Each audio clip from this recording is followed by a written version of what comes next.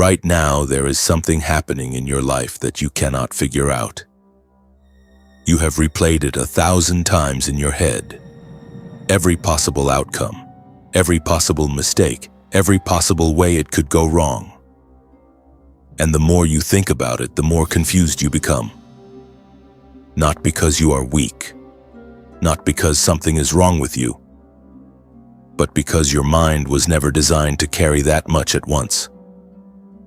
The Stoics discovered something about the overthinker's mind that most people spend their entire lives never understanding. And it will change how you think from this moment forward.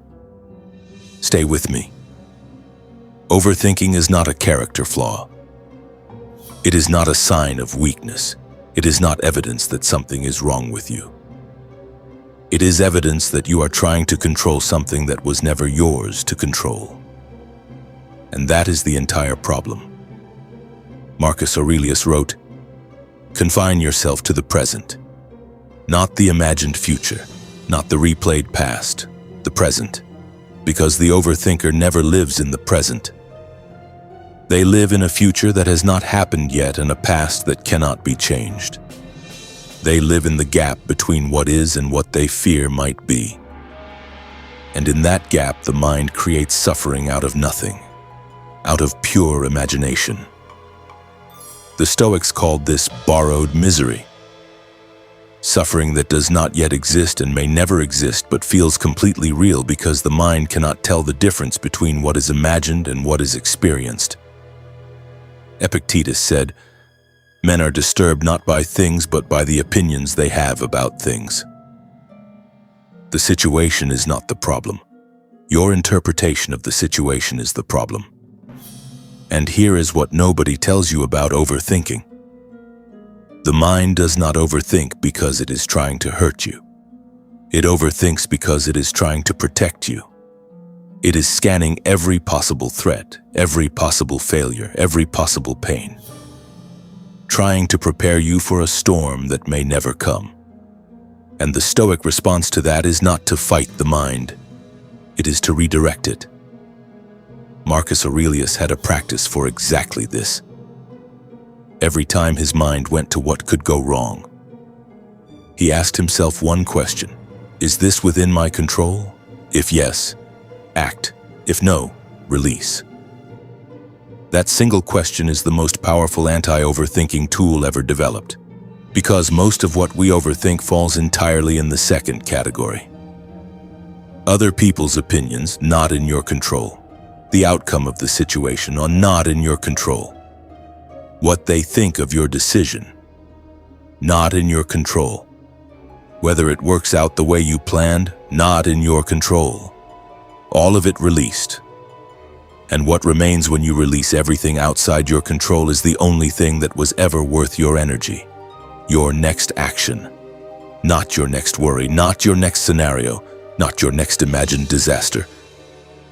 Your next action. Seneca wrote, "We suffer more in imagination than in reality." Read that slowly. More in imagination than in reality. The actual event almost never matches the suffering the mind created in anticipation of it. The conversation you feared was never as terrible as imagined. The failure you dreaded was never as final as feared. The rejection you avoided was never as devastating as the weeks of anxiety before it. The mind always makes it worse than it actually is. And knowing that, truly knowing it, gives you permission to stop believing every catastrophic thought your mind produces. You are not your thoughts. You are the observer of your thoughts. And the observer gets to choose which thoughts deserve energy and which thoughts deserve nothing but silence. Trusting the process is not naive optimism. It is not pretending everything is fine.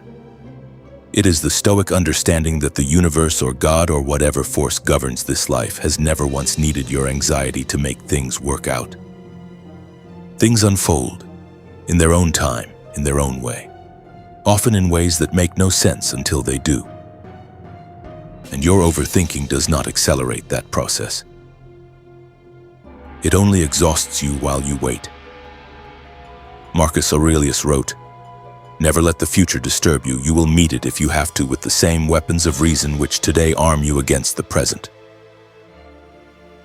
The tools you need for tomorrow are being built in you today, not in your worry, in your action, in your presence, in your willingness to do the next right thing without needing to see the entire path first. Trust the process, not because you know how it ends, but because you know who you are becoming in the middle of it. This is Stoic rules. Stop thinking about it.